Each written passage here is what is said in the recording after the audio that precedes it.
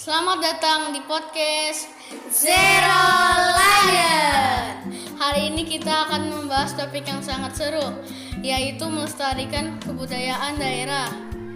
Di sini sudah ada narasumber kita, yaitu Miss Glory sebagai guru kelas 2 di SD Gracia. Selamat siang, Miss. Selamat siang, Krisna. Bagaimana kabarnya? Puji Tuhan, baik. Senang bertemu, Miss. Senang bertemu dengan Krisna. Perkenalkan, kami dari podcast Zero Lion. Saya sebagai pewawancara dan Kalista sebagai Natulen. Kita masuk ya, Miss, ke pertanyaannya. Oke, 1. Apa nama lengkap Miss? Nama lengkap Miss yaitu Gloria Christian Evangeline Lutarbudi. Oke, nomor 2. Dari suku manakah Miss berasal? Saya berasal dari suku Batak. Oke, nomor 3. Bagaimana pendapat Miss tentang keragaman budaya di Indonesia? Ya, budaya Indonesia penuh dengan keragaman. Kita semua berbeda, baik suku, bahasa, budaya yang ada, baik pakaian adat kita, bahasa daerah kita. Ya, itulah yang menjadi keunikan dari Indonesia itu sendiri. Oke. Nomor 5. Nomor 4. Bagaimana perkembangan budaya daerah di tengah masuknya budaya-budaya luar di Indonesia? Ya, perkembangan budaya daerah kita di tengah-tengah budaya-budaya luar Indonesia. Ya, dengan perkembangan teknologi tentunya budaya kita juga berkembang. Budaya kita bisa dikenal, diakses oleh orang-orang luar secara cepat karena perkembangan teknologi itu sendiri. Oke, selesai. Nomor 5. Apa dampak dari perkembangan budaya di Indonesia bagi kebudayaan daerah? Ya, dampak dari berkembangnya budaya di Indonesia bagi kebudayaan daerah. Ya, dampaknya pasti ada 2. Dampak yang pertama, dampak positif bagi perkembangan budaya di daerah. Tadi sudah saya sampaikan, dengan perkembangan teknologi yang saat ini luar biasa sehingga dapat lebih cepat mengakses budaya-budaya di Indonesia. Dan dampak negatifnya juga sama, budaya-budaya di luar juga bisa masuk secara cepat di tengah-tengah Indonesia. Oke. Itulah perbedaannya, dampak. Oke. Nomor 6. Apa sikap kita sebagai anak bangsa terhadap fenomena kebudayaan daerah?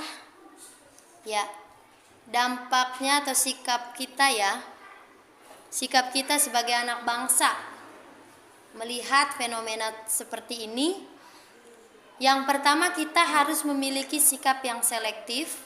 Kita harus bijaksana untuk memilah mana hal positif yang bisa kita terima, mana hal negatif yang harus kita hindari.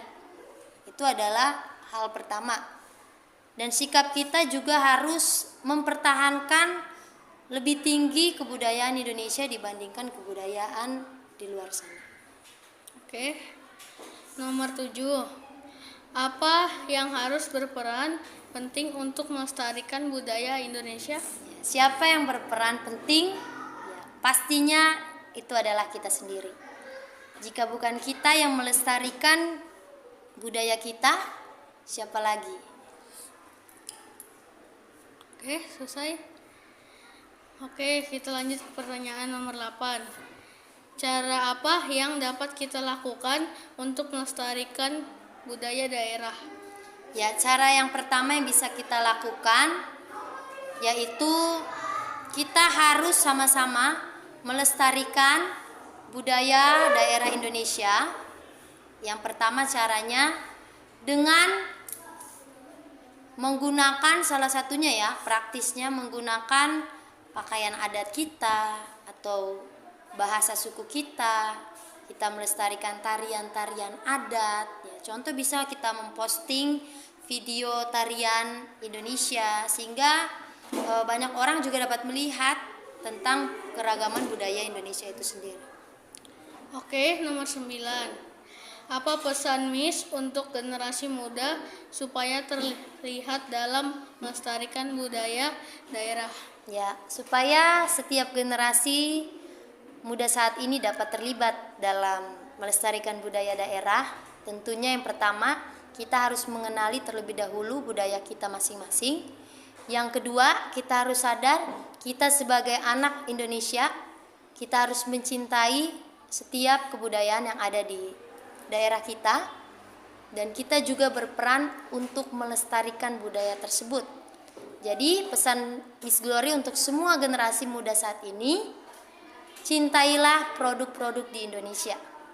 Baik pakaian batik ya yang saat ini luar biasa dapat dikenal di kancah internasional.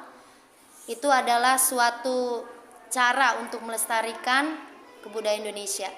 Jadi gunakan cara-cara kreatif dan inovatif sehingga budaya Indonesia semakin dikenal sampai keluar Indonesia, luar negeri. Oke, udah Miss. Makasih untuk waktunya. Dan sampai jumpa di podcast selanjutnya. Dadah.